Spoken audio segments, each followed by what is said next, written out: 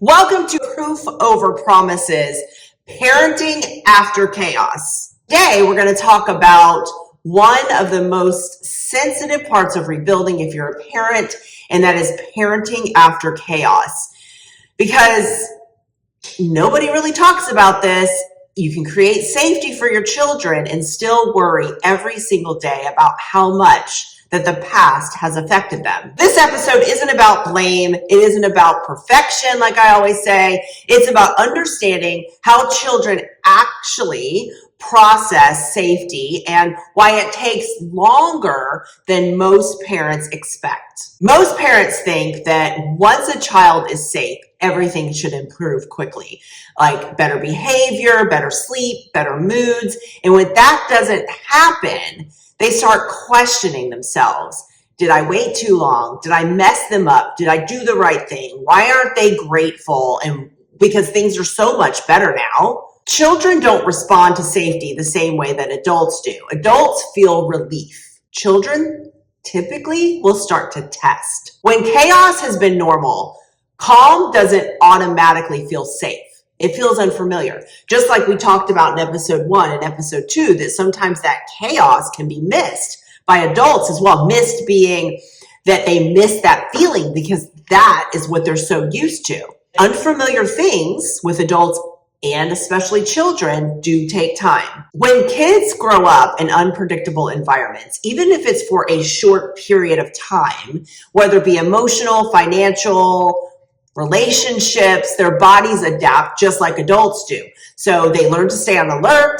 They read moods really well. They're almost always braced for another change. So when safety finally arrives, right, the chaos has died down, whatever the toxic or unsafe thing has been taken away, their nervous system still does not instantly relax. Often the opposite happens because kids start to show emotions that they didn't have space for before.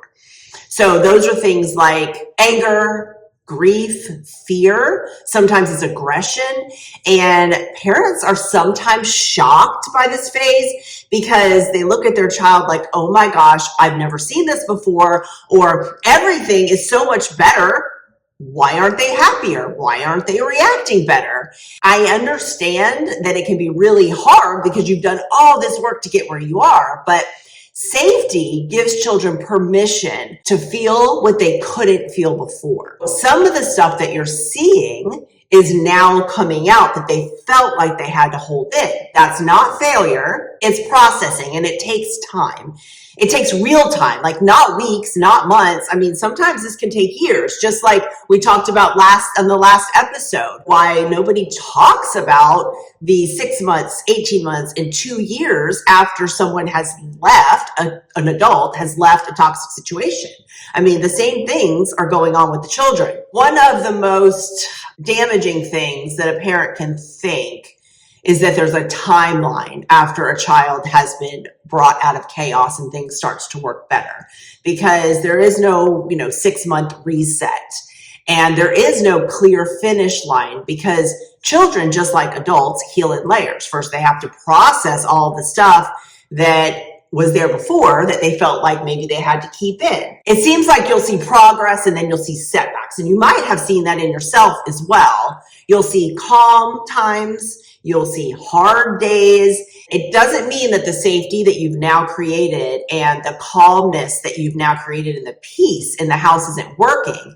It means that the consistency is actually doing its job. We talk about with proof over promises. Children don't trust words. We shouldn't trust words. We trust patterns. We trust patterns to trust ourselves. Our children are looking at us and they're trusting the patterns. Is this going to continue? And patterns take time to prove themselves. As we're talking about this, I want to bring to your attention that the one thing that matters the most is not explanations, not apologizing again for what may have happened in the past.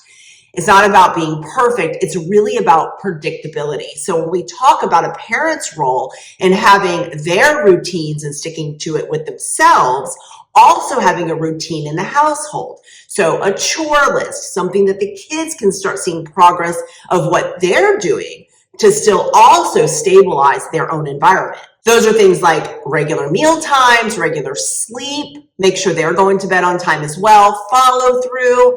And when they come to talk to you about something, although depending on their age, there might be a quick response you would like to have because this conversation you have an answer for. Try to approach it in a calm way. These are non-negotiables, not just for the adults, but for the entire family. You don't heal kids by just talking to them more. You heal them by showing up in the same healthy way over and over and over again. They do need healthy boundaries. And that way they know that even when things go wrong, we're going to come back, we're going to work on this together, and we're going to come back to safety each and every time.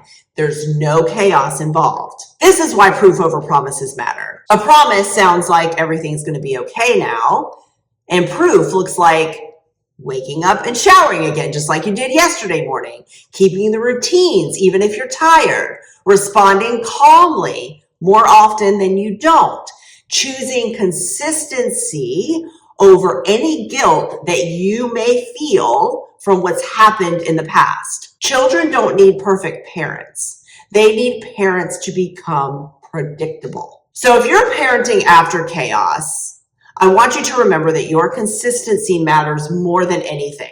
Safety changes kids slowly, but it truly runs deep. They start to feel that safety and they know that, okay, this might happen, but we're always coming back to safety. And one day, when you least expect it, you'll see it. And this is proof over promises. So leaving is the beginning. Stability is built, and we will walk this road together.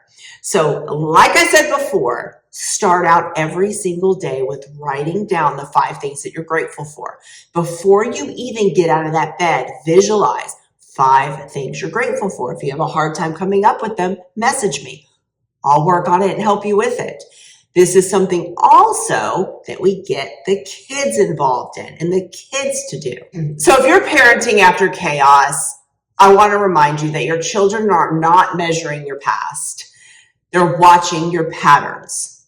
Every calm morning, every routine you keep, every time you repair instead of react. This is what safety looks like to them. And remember that healing doesn't announce itself in children. It shows up quietly. It shows up with deeper sleep. They're sleeping better. They have steadier emotions.